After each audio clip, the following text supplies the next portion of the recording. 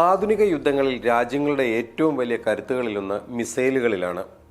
അതിവേഗത്തിൽ പ്രതികരിക്കാനും ഭീമാകാരമായ ആക്രമണശേഷിയുമുള്ള ഈ ആയുധങ്ങൾ രാജ്യങ്ങളുടെ യുദ്ധശേഷിയും ആത്മവിശ്വാസത്തെയും പ്രതിരോധത്തെയും കാണിക്കുന്നതിനാണ് സാധാരണഗതിയിൽ ഉപയോഗിക്കുന്നത്. ഇപ്പോൾ ഇത് പറയാൻ കാരണം ഇറാൻ ഇസ്രായേൽ യുദ്ധ പശ്ചാത്തലമാണ്. ഈ രംഗത്തെ ഏറ്റവും ഉയർന്ന സ്ഥാനങ്ങളിൽ എത്തിച്ചേർന്നിരിക്കുന്ന രാജ്യങ്ങളിലൊന്നാണ് ഇറാൻ. പലപ്പോഴും നാം കാണുന്ന മിസൈലുകളേക്കാൾ അഥവാ ക്രൂയിസ് മിസൈലുകളേക്കാൾ ബാലിസ്റ്റിക് മിസൈലുകൾക്ക് വളരെയേറെ പ്രാധാന്യം കൊടുക്കുന്ന ചുരുക്കം രാജ്യങ്ങളിൽ ഒന്നാണ് ഇറാൻ. ക്രൂസ് മിസൈലുകളേക്കാൾ ആക്രമണശേഷിയും ആയുധം വഹിക്കാനുള്ള കഴിവുകളും അതിവേഗ സഞ്ചാരപാതകളുമാണ് ബാലിസ്റ്റിക് മിസൈലുകളെ മറ്റ് മിസൈലുകളിൽ നിന്നും വേറിട്ട് നിർത്തുന്നത്. ഇതിനൊരു അന്താരാഷ്ട്ര വിപണി തന്നെയുണ്ട്. ഇന്ന് ചൈനയ്ക്ക് ശേഷം ലോകത്തിലെ രണ്ടാമത്തെ വലിയ ബാലിസ്റ്റിക് മിസൈൽ ശേഖരവും മിഡിൽ ഈസ്റ്റിൽ ഒന്നാം സ്ഥാനവും ഇറാൻ മാത്രം അവകാശപ്പെട്ടതാണ്.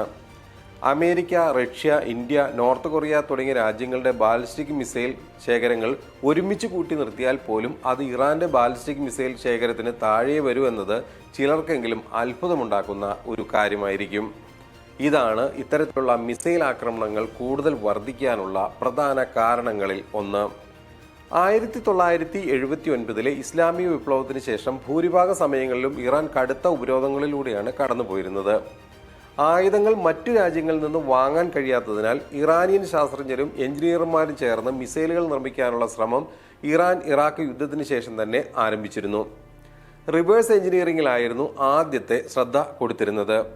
പതിയെ പഴയ മോഡലുകൾ പഠിച്ച് പരീക്ഷണങ്ങൾ നടത്തി. പിന്നീട് പൂർണ്ണമായും ഇറാനിൽ നിർമ്മിച്ച മിസൈൽ സാങ്കേതികതയിലേക്ക് കടന്നു. ഇന്ന് ഇറാൻ അവരുടെ മിസൈൽ സാങ്കേതിക വിദ്യയിൽ സ്വയം പര്യാപ്തത കൈവരിച്ചിരിക്കുന്നു. ഇത് ശത്രുരാജ്യങ്ങൾ പോലും അംഗീകരിക്കുന്ന പ്രധാനപ്പെട്ട ഒരു കാര്യമാണ്. പരിമിതമായ സംവിധാനങ്ങൾ വച്ചിട്ടാണ് ഇത്തരത്തിലുള്ള ഒരു ക്രമീകരണം ഇറാൻ നടത്തിയിരിക്കുന്നത് എന്നുള്ളതാണ് വലിയ തോതിൽ ശത്രുരാജ്യങ്ങളെ പോലും അംഗീകാരത്തിനിടയാക്കിയത്. ഇറാന്റെ ബാലിസ്റ്റിക് മിസൈലിന്റെ യഥാർത്ഥ കരുത്ത് വെളിപ്പെട്ടത് ഇപ്പോൾ നടക്കുന്ന ഇസ്രായേൽ ഇറാൻ സംഘർഷത്തിലാണ്. പ്രകോപനമില്ലാതെ ഇസ്രായേൽ പ്രധാനമന്ത്രി ബെഞ്ചമിൻ നെതന്യാഹു ഇറാന്റെ തന്ത്രപ്രധാന സ്ഥലങ്ങൾ ആക്രമിക്കാൻ ഉത്തരവ് കൊടുത്തത് പ്രത്യേകിച്ചും രണ്ട് കാരണങ്ങൾ കട്ടായം പറഞ്ഞാണ്. ഇറാന്റെ ആണവ സമ്പുഷ്ടീകരണങ്ങളും ഇറാന്റെ ബാലിസ്റ്റിക് മിസൈൽ ശേഖരങ്ങളുടെ വ്യാപനവുമാണ് ഇത്തരത്തിൽ ബെഞ്ചമിൻ നെതന്യാഹുവിനെ ഇതിലേക്ക് പ്രേരിപ്പിച്ചത്. ആധുനിക കാലത്ത് ആണവ ആയുധങ്ങൾ യുദ്ധങ്ങളിലോ സംഘർഷങ്ങളിലോ ഉപയോഗിക്കൽ പ്രായോഗികമല്ല എന്നതാണ് യാഥാർത്ഥ്യം. രാജ്യങ്ങൾ തങ്ങൾക്ക് അനുകൂലമായി കരാറുകൾക്ക് വിലപേശാൻ വേണ്ടിയാണ് ആണവ ആയുധങ്ങൾ പ്രധാനമായും വികസിപ്പിക്കുന്നത്. ഇതാണ് യുദ്ധകാല നിരീക്ഷകർ പൊതുവായി കരുതുന്നതും. അല്ലെങ്കിൽ സുഹൃത്ത് രാജ്യങ്ങൾ പോലും ഒറ്റപ്പെടുത്തുമെന്നത് ഒരു വസ്തുത തന്നെയാണ്. അതുകൊണ്ട് തന്നെ ഇസ്രായേലിന്റെ ഇറാൻ ആക്രമണം ആണവ ഭീഷണിയേക്കാൾ അവരുടെ ബാലിസ്റ്റിക് മിസൈൽ പ്രോഗ്രാം കാരണമാണ് എന്ന് ആരെങ്കിലും കരുതിയാൽ അവരെ കുറ്റം പറയാൻ കഴിയില്ല. ഇറാന് 2000-നും 3000-നും ഇടയിലുള്ള സജീവമായ ബാലിസ്റ്റിക് മിസൈൽ ശേഖരങ്ങൾ ഉണ്ട് എന്നാണ് തിട്ടപ്പെടുത്തിയിട്ടുള്ളത്.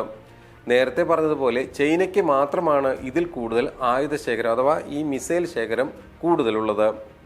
ഈ ഇസ്രായേൽ ഇറാൻ സംഘർഷത്തിൽ നാളിതുവരെ ഏകദേശം 300 ബാലിസ്റ്റിക് മിസൈലുകളും അതിൻ്റെ ഇരട്ടിയോളം ഡ്രോണുകളുമാണ് ഇറാൻ ഇസ്രായേലിന് നേരെ പ്രയോഗിച്ചിട്ടുള്ളത്. തെല്ലവീവ്, ജെറുസലേം, ഹൈഫ എന്നിങ്ങനെ ലക്ഷ്യമാക്കി നടത്തിയ ഈ ആക്രമണത്തിൽ ഇസ്രായേൽ നിർമ്മിത അയൺ ഡോമും അമേരിക്കൻ നിർമ്മിത താഡ് അഥവാ terminal high altitude area defence, വ്യോമ പ്രതിരോധ സംവിധാനങ്ങളും അടക്കം 5 തലത്തിലുള്ള ഇസ്രായേൽ വ്യോമ പ്രതിരോധങ്ങൾ തകർത്തിരുന്നു. ഇതോടെ ഇറാന്റെ ബാലിസ്റ്റിക് മിസൈൽ ശക്തിയെ ലോകത്തിന് മനസ്സിലാക്കേണ്ടി വന്നു. ഇതാണ് ഇറാന്റെ ശക്തി എന്ന് ആളുകൾ വിളിച്ചു പറയുന്ന സാഹചര്യങ്ങൾ വരെയുണ്ടായി. പാശ്ചാത്യ മാധ്യമങ്ങളടക്കം ഈ കാര്യങ്ങൾ ആഘോഷിച്ചു. ഇറാന്റെ മിസൈൽ പദ്ധതിക്ക് ഏറ്റവും വലിയ പ്രത്യേകത അതിന്റെ വൈവിധ്യത്തിലാണ്. 300 മുതൽ 500 കിലോമീറ്റർ വരെ സഞ്ചരിക്കുന്ന ഹ്രസ്വദൂര ബാലിസ്റ്റിക് മിസൈലുകളും 2000 കിലോമീറ്ററുകൾ വരെ സഞ്ചരിക്കുന്ന മധ്യദൂര ബാലിസ്റ്റിക് മിസൈലുകളും ചലിക്കുന്ന പ്രതലത്തിൽ നിന്ന് പോലും വിക്ഷേപിക്കാൻ കഴിയുന്ന സോളിഡ് ഫ്യൂവൽ മിസൈലുകളും വളരെ കൃത്യമായി ലക്ഷ്യസ്ഥാനത്ത് എത്തിച്ചേരാൻ കഴിയുന്ന ക്രൂസ് മിസൈലുകളും ശബ്ദത്തെക്കാളും 5 മടങ്ങ് വരെ വേഗത്തിൽ പോകുന്ന ലോകത്തിലെ ഏറ്റവും മികച്ച പ്രതിരോധ സംവിധാനങ്ങൾക്ക് പോലും തടുക്കാൻ കഴിയാത്ത ഫതഹ് 1 പോലുള്ള ഹൈപ്പർസോണിക് മിസൈലുകളും ഇറാന്റെ മാത്രം പ്രത്യേകതയാണ്. അതുകൊണ്ടാണ് ഇറാൻ വലിയ തോതിൽ ആര് വെല്ലുവിളിച്ച് വന്നാലും പതറാതെ നിന്ന് തിരിച്ചടിക്കുന്നത്. ഇറാന്റെ ബാലിസ്റ്റിക് മിസൈൽ പ്രോഗ്രാം ലോകത്തോട് നൽകുന്ന സന്ദേശം വളരെ വ്യക്തമാണ്. ഇത് വെറും യുദ്ധ ആയുധങ്ങളുടെ സമാഹാരമല്ല, മറിച്ച് ഒരു രാഷ്ട്രത്തിന്റെ ആത്മാഭിമാനം പ്രഖ്യാപിക്കുന്ന പ്രതീകം കൂടിയാണ്. ആ പ്രഖ്യാപനത്തെയാണ് ഇപ്പോൾ കൂടുതൽ ചർച്ചയായിക്കൊണ്ടിരിക്കുന്നത്.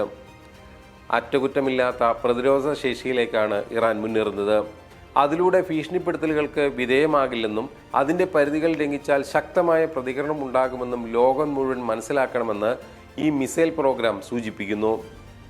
ആഗോള ശക്തികൾക്ക് മുന്നിൽ സ്വന്തം നിലപാട് ഉറപ്പിച്ച് നിലകൊള്ളാനുള്ള ഇറാന്റെ ശ്രമമാണിത്.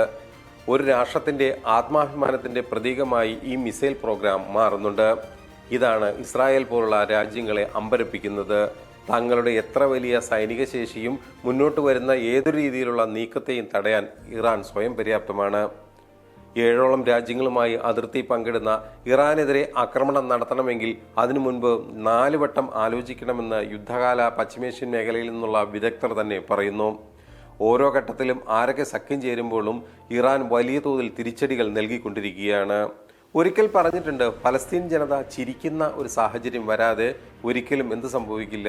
ഇസ്രായേലിന്റെ പതനം കണ്ട് ഫലസ്തീൻ ചിരിക്കുന്ന സാഹചര്യം വരും എന്നുള്ള ഒരു പ്രഖ്യാപനം തന്നെ നിലവിലുണ്ട്. ഇതിലേക്കാണ് കാര്യങ്ങൾ പോകുന്നത് എന്ന ഘട്ടത്തിലാണ് അമേരിക്കയുടെ സജീവമായ ഇടപെടൽ ഈ യുദ്ധമേഖലയിലേക്ക് കടന്നു വരുന്നത്.